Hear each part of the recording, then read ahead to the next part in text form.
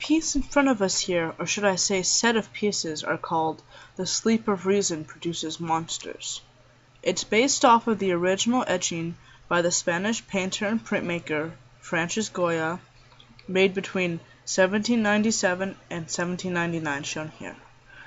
There are 5 pieces in each set representing a different continent: Africa, America, Asia, Australia, and Europe.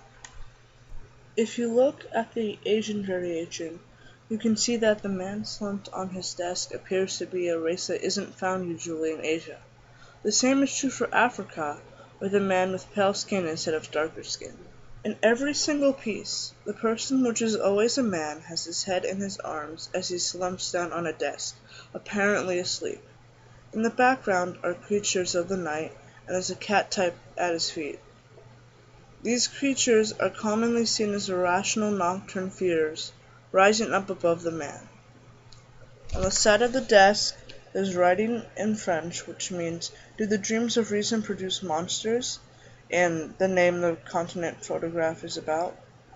This translation of the original Spanish words seems to suggest the idea that the imposition of the Enlightenment ideals may in fact create a few demons. For example, dictators democratically voted into power.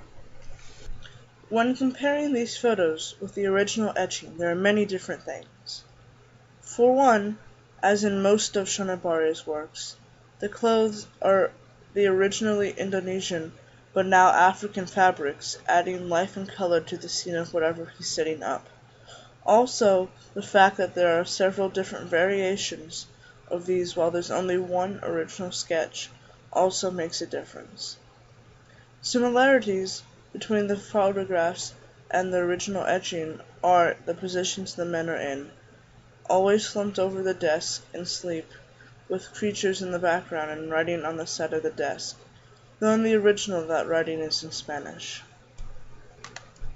Shonibare, in this series of photographs, seems to suggest that even though we are civilized now, we must be careful that we are not blinded by this notion and let evils like fake democracy happen.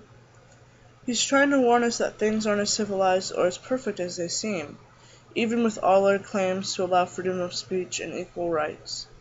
He's also not just applying it to one place. He's addressing most of the world when he says these things, telling us it's time as a race to open our eyes to the evil we are causing.